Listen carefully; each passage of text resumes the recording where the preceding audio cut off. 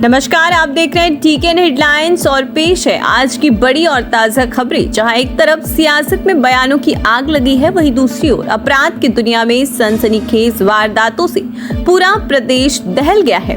कहीं नेता बदल रहे हैं पाला तो कहीं मासूमों पर टूटा कहर।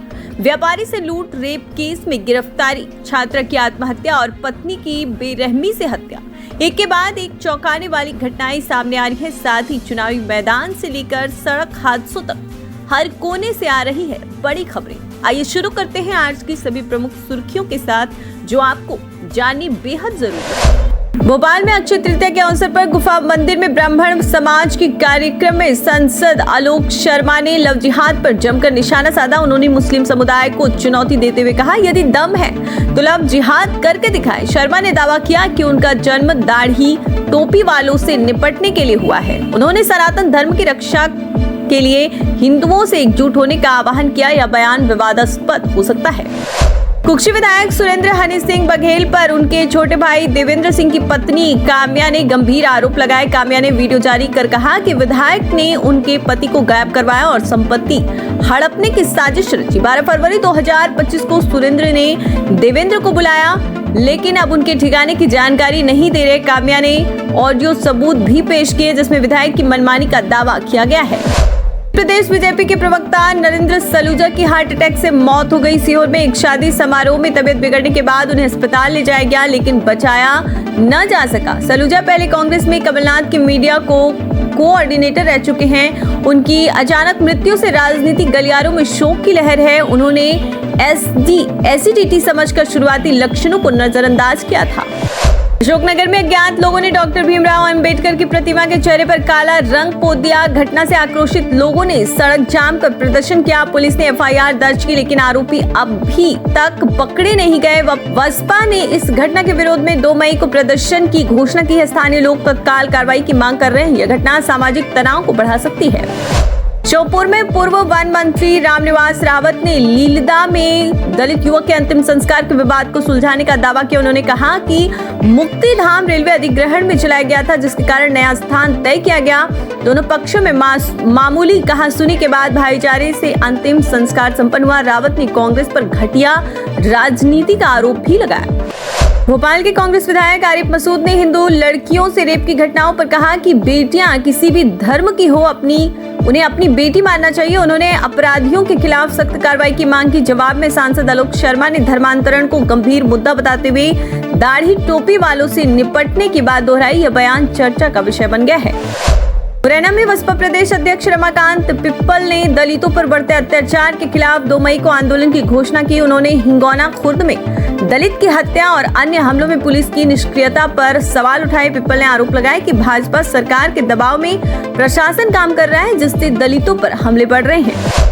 सागर के मेपमानी गांव में इस्कॉन 50 करोड़ की लागत से राधा कृष्ण मंदिर बनवाएगा। मुख्यमंत्री मोहन यादव ने वर्चुअल भूमि पूजन किया। मंदिर 3 करोड़ में बनेगा, जिसमें सफेद मार्बल और लाल पत्थरों का उपयोग होगा। जयपुर से राधा कृष्ण की प्रतिमाएं लाई जाएंगी। इस्कॉन सागर के अध्यक्ष ने इसे भव्य परियोजना बताया, जो क्षेत्र में धार्मिक पर्यटन को बढ़ावा देगी। जबलपुर में भाजयुमो के पूर्व नगर उपाध्यक्ष पर शादी का झांसा देकर रेप का आरोप लगा है। मंजुला की युवती ने शिकायत की कि आरोपी ने सोशल मीडिया के जरिए दोस्ती किया और होटल में रेप किया। पुलिस ने एफआईआर दर्ज कर तलाश शुरू कर दी है। आरोपी एमटेक डिग्रीधारी और ट्रांसपोर्ट व्यवसायी है। यह मामला भाजपा की छवि को प्रभावित कर सकता है। अनूपपुर विधायक बिसाहुलाल सिंह ने सीएम मोहन यादव को पत्र लिखकर यातायात प्रभारी ज्योति दुबे के तबादले की मांग की। उन्होंने आरोप लगाया कि प्रभारी भारी वाहनों से अवैध वसूली कर रही है और ड्रिंक एंड ड्राइव के नाम पर चालकों को परेशान कर रही है। स्थानीय जनप्रतिनिधियों में से वसूली की शिकायतें हैं। यह मामला प्रशासनिक सुधार की मांग को तेज कर सकता है। सीडी के प्रभारी मंत्री दिलीप जायसवाल 1 मई से 2 दिवसीय दौरे पर रहेंगे। वे मड़वास और सेमरिया के नए थाने कपूरी में उप स्वास्थ्य केंद्र और करमजी में 6 बेड के अस्पताल का उद्घाटन करेंगे। जायसवाल जनता जनप्रतिनिधियों से मुलाकात और विभागीय समीक्षा भी करेंगे। यह दौरा क्षेत्र के विकास को गति देने की दिशा में महत्वपूर्ण है। मध्य प्रदेश के सीएम राइज स्कूलों में 19.62 करोड़ रुपए लेने के बावजूद छात्रों को समय पर ड्रेस नहीं मिली। 2024 से 25 सत्र की ड्रेस अप्रैल 2025 में दी गई, जो 12वीं के 34,000 छात्रों के लिए बेकार हो गई, क्योंकि वे अब कॉलेज जाएंगे। सरकार निजी स्कूलों पर ड्रेस बिक्री रोक रही है, लेकिन खुद की व्यवस्था में खामियाजा उजागर हुई है। ढाबों के मध्य प्रदेश गुजरात बॉर्डर पर 20 से 25 होटलों और ढाबों में 24 घंटे अवैध शराब बिक रही है। गुजरात से लोग यहां शराब पीने आते हैं। होटल वाले आबकारी और पुलिस से सुरक्षा का भरोसा देते हैं। सीसीटीवी कैमरे भी लगे हैं। यह अवैध कारोबार प्रशासनिक नाकामी को दर्शाता है और क्षेत्र में कानून व्यवस्था पर सवाल उठाता है। मध्य प्रदेश विधानसभा अध्यक्ष नरेंद्र सिंह तोमर के बेटे प्रबल प्रताप सिंह की जयपुर के जय महल पैलेस में शादी हुई। प्रबल और अरुंधति सिंह ने वरमाला पहनाई। शादी में कई राज्यों के मुख्यमंत्री, मंत्री और बॉलीवुड सेलिब्रिटी शामिल हुए। शाही बारात से जयपुर की सड़कों पर आकर्षण का केंद्र बनी। यह समारोह चर्चा में रहा। मध्य प्रदेश सरकार ने 1 जनवरी 2025 से नई नियुक्ति के लिए यूनिफाइड पेंशन स्कीम लागू कर सकती है। मुख्यमंत्री मोहन यादव की अध्यक्षता में 6 अधिकारियों की कमेटी गठित की गई है। यह कमेटी स्कीम को राज्य के हिसाब से ढालेगी और लागू करने की रूपरेखा तैयार करेगी। यह कदम सरकारी कर्मचारियों के लिए महत्वपूर्ण सुधार ला सकता है।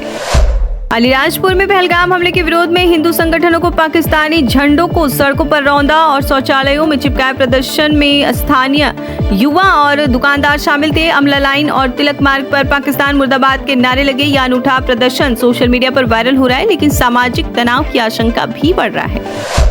योग गुरु स्वामी रामदेव ने उज्जैन के महाकाल मंदिर में भस्म आरती के बाद पहलगाम हमले पर कहा कि पाकिस्तान को जवाब देना जरूरी है। उन्होंने कहा, महाकाल बनकर खड़े होंगे और सत्य की विजय होगी। रामदेव ने धर्म के आधार पर हत्याओं की निंदा की। उनकी यह टिप्पणी राष्ट्रीय सुरक्षा पर चर्चा को और गर्म कर सकती है। सीहोर में शादी समारोह में शामिल हुए दिग्विजय सिंह ने पहलगाम हमले का जिक्र करते हुए कहा कि कश्मीर के लोगों ने आतंकवाद का विरोध किया। उन्होंने कांग्रेस की भूमिका रेखांकित की और पीएम से देश हित में फैसले लेने की अपील की। यह बयान राजनीतिक बहस को हवा दे सकता है, खासकर चुनावी माहौल में। बालाघाट में नेता प्रतिपक्ष उमंग सिंगार ने गैंगरेप पीड़िताओं के परिवार से मुलाकात की और 1 लाख रुपए की सहायता की घोषणा की। उन्होंने पुलिस की देरी और प्रदेश में बढ़ती बलात्कार की घटनाओं पर सवाल उठाए। 2024 में 7,250 बलात्कार के मामले दर्ज होने का दावा करते हुए उन्होंने कानून व्यवस्था पर चिंता जताई। इंदौर में आतंकवाद विरोधी प्रदर्शन के दौरान पाकिस्तान जिंदाबाद नारे का वीडियो वायरल हुआ। पार्षद अनवर कादरी ने इसे एपिसोड और एडिटेड और फर्जी बताया। वीडियो वार्ड 58 की बरवाड़ी चौकी की बताया जा रहा है। मामला सोशल मीडिया पर पकड़ रहा है और जांच की मांग उठ रही है। केंद्र सरकार ने देश में पहली बार जाति जनगणना को मंजूरी दी। केंद्रीय मंत्री अश्विनी वैष्णव ने बताया कि अमूल जनगणना के 7 सितंबर 2025 से शुरू हो सकती है। बिहार चुनाव से पहले यह फैसला राजनीतिक रूप से महत्वपूर्ण है। विपक्ष लंबे समय से इसकी मांग कर रहा था। आंकड़े 1 साल बाद आएंगे।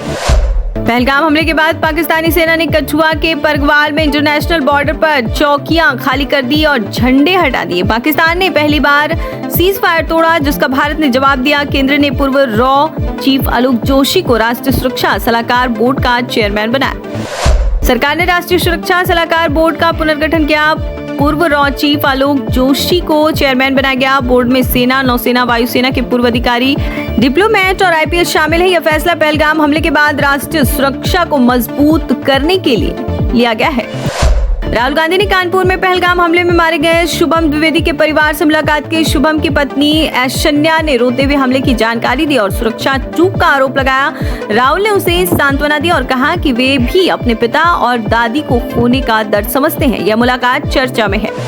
पंजाब की आप सरकार ने भाखड़ा नहर से हरियाणा को पानी की सप्लाई घटाकर 4000 क्यूसेक कर दी।